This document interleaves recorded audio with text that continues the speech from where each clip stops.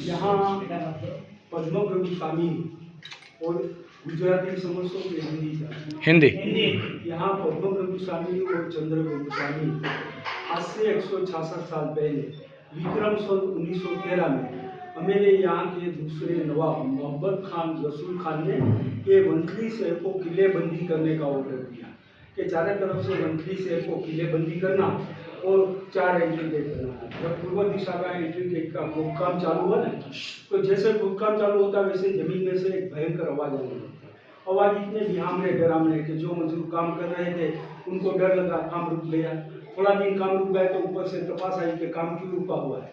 तो सब मजदूरों ने रजूआत की के साथ भी काम नहीं हो सकता, जमीन खराब है, हमको डर लगता है, हम काम नहीं कर सकते। वो राजा का मुझको काम दो, आपको जो भी नुकसान होगा मैं भरपाई कर दूंगा। दूसरे मजदूर लोग आए और खोदकाम चालू किया गया। बहुत कुंडाल में खोदकाम करते ये पद्म प्रभु स्वामी और चंद्र प्रभु स्वामी दोनों जुड़वा भाई ट्विंस स्वरूप में बन गए। दोनों एक समान है इसलिए उसको ट्विंस बोलते हैं।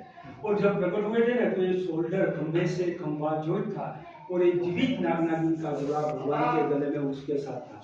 भगवान ने भी एक सम की परीक्षा की, कितनी एकता, कितनी धीरज, कितनी स्थिरता। तो 6 मास तक कोई अच्छा मुहूर्त नहीं, इसकी वजह से जीवित नागनागिन भगवान के गले में उसके साथ रहे। आचार्य भगवंत ने एक स्तुति की थी, रोज सुबह सकल संघ एकत्रित होता, हाथ जोड़िए स्तुति का पठन कर। ये जो शोल्डर खंभे से खंभा जोड़ था और एक जीवित नागनागिन का जुड़ा भगवान के गले में उसके साथ था। उस समय हमारे संघ ने फंड एकत्रित कर ये जिनालय परिपूर्ण कर लिया था। भगवान कौन से लाना एक चर्चा चल रही थी कि साजी बता रहे तो उसकी दिशा में राशिवार भगवान आते। तो सकल संघ को पता चला कि गांव के खड्डे के अंदर भगवान की 2 भव्य प्रतिमा प्रकट हुई है। चलो समय के अनुसार भगवान मिल गए, ले आए, बैलगाड़ियां सजाया, गाते गाते लेने गए। जाके देखा तो भगवान के गले में तो जीवित नागनागिन थे। लकड़ी लेके दूर करने का प्रयत्न किया मगर उसका विकराल स्वरूप देखने मिलता। भगवान के पास किसी को आने नहीं देता। शाम तक प्रयत्न किया, कोई सफलता नहीं मिली। तो सबने सोचा कि 2-4 दिन 8 दिन में नागनागिन भगवान को मुक्त कर देंगे, ले आएंगे। रोज सुबह जाके प्रयत्न करते, ऐसे 2-4 दिन करते, 8 दिन, महीना, 2 महीना, 2.5 मास के प्रयत्न के बावजूद नागनागिन ने भगवान को मुक्त नहीं किया। संग सोच में पड़ गया क्या करना। एक बुजुर्ग आदमी बोला, भाई सपेरा वालों को बुलाओ, बीन बजा के नागनागिन खेद कर ले जाएगा। सपेरा वाला या नागनागिन का स्वरूप देकर कहा, मेरा काम नहीं, ये देवी शक्ति है, मैं उसको नहीं छू सकता। संघ भी हताश हो गया, बहुत प्रयत्न किए, ज्यादा प्रयत्न करने से दोष लगता है। चलो भगवान की इच्छा नहीं है। दूसरा 15 दिन बीत गए, कोई देखने भी नहीं जाते। मगर दादा को आना था, एक प्रभाव था। तो आचार्य भगवान श्री कुमार विजय महाराज साहब का आगमन हुआ। तो सबने बताया, साथ ही गांव के खड्डे के अंदर भगवान की 2 भव्य प्रतिमा है, नागनागिन मुक्त नहीं कर रहे, कोई उपाय बताओ। साइकी ने कहा, आपके इतने प्रयत्न के बावजूद जो नागनागिन भगवान को मुक्त नहीं कर रहे तो भगवान चमत्कारी प्रभावी होंगे, चलो देखे।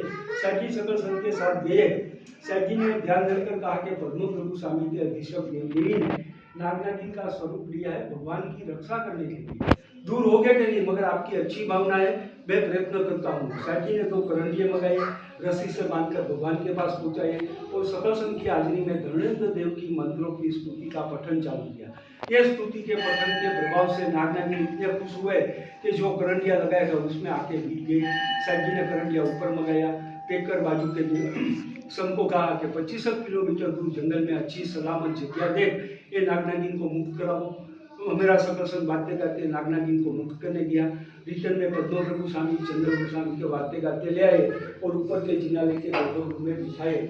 मगर दूसरे दिन गर्भगृह खोलते वो जीवित नागनागिन भगवान के गले में उसके साथ थे। और जो गर्भगृह में जीवित नागनागिन हो तो कौन हिम्मत कर सकता है सेवा पूजा करने की। बाजू के उपास रहे, साहब जी की स्थिरता बताया कि साहब जी नागनागिन आ गई, क्या करना। साहब जी के मुझको मालूम था कि नागनागिन आ जाएगी, अभी भी मैं विधि विधान पूर्वक उसको दूर करूंगा, मगर वो तो वापिस आएगी। वापिस ना आए इसलिए आप अच्छा मुहूर्त देखो, विधि विधान पूर्वक भव्य से भव्य प्रतिष्ठा करो। उनको ऐसा लगना चाहिए कि मेरे भगवान से सलामत है, तब वो जाएंगे। सबने बताया आपकी दिशा में कार्य करूंगे, आप अच्छा मुहूर्त देखो।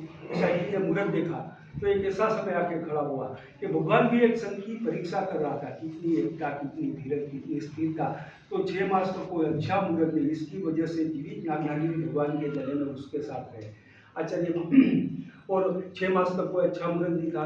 तो संघ ने रजूआत की कि साहब जी 6 मास तक क्या करें, नजर के सामने हम भगवान को अपूत कैसे रखें। साहब जी ने कहा ये बात सही है, मेरा दिल नहीं मानता भगवान को अपूत रखने का, चलो मैं आपको ये स्तुति देता हूँ रोज सुबह सकल संघ एकत्रित होना, हाथ जोड़िए स्तुति का पठन करना, आगे 2 करंडियाँ लगाना, एक सपेरा वालों को नौकरी के में रखो। ये विधि का विधान है, हम कुछ नहीं कर सकते, 6 मास पसार करना ही पड़ता।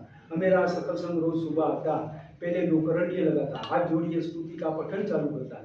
इनके प्रभाव से नाग नागिन खुश होकर करंडिये में आके बिक जाते, सपेरा वाला फेंक कर बाजू के जंगल में छोड़ने जाता। 1 से 1.5 कलाक का जो समय निकालता, इसमें अपनी सभी सेवा पूजा पूरी हो जाती, नाग नागिन आ जाते। ऐसा 6 मास तक मेरे संघ ने नाग नागिन को आह्वान किया। 6 मास पसार हुआ, अच्छा मुहूर्त मिला, विधि विधान पूर्वक भव्य प्रतिष्ठा की थी, फिर कभी नाग नागिन नहीं आए।